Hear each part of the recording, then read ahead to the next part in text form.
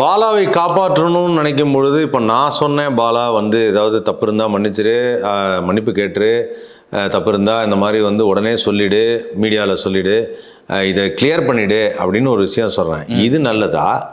இல்லை அவரை வந்து பொத்தி பொத்தி போர்வையாக வச்சு கூட்டு போய் நீ செஞ்சதெல்லாம் தப்பு இல்லை, ஒன்றும் பிரச்சனை இல்லைலாம் நாங்கள் பார்த்துக்குறோன்னு சொல்லுறது நல்லதா? எது நல்லதுன்னு நீங்கள் நினைக்கிறீங்க?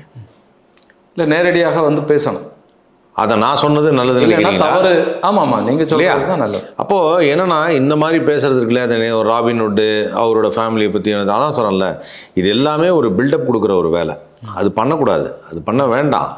நான் திரும்ப அதான் சொல்கிறேன். ஒரு மனிதன் நல்லா இருக்கான், நல்ல பயணம் பண்ணணும், வாழ்க்கையில் நல்ல சிறப்பாக இருக்கணும், 4 பேருக்கு நல்லது செய்யணும்னா நல்லது செஞ்சுட்டு பேர் வாங்கிட்டு போங்க. செஞ்ச மாதிரி காட்டிட்டு பேர் வாங்காதீங்க.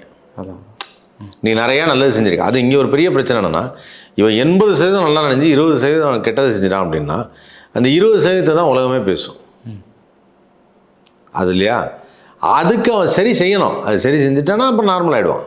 ஆனால் அப்படி தெரியலை சார். அது இன்ன வரைக்கும் எனக்கு தெரியல. ஏன்னா 2 நாளாக எல்லாரும் தான் பேசிகிட்டு இருக்காங்க. அவர் வந்து பதிலே சொல்ல மாட்டேங்கிறாரு. இல்லை, நீங்கள் என்கிட்ட நான் கேட்குறேன், நாளைக்கே சொல்கிறேன், நாளைக்கு சொல்கிறேன், 4 நாளில் சொல்கிறேன்னாப்புல.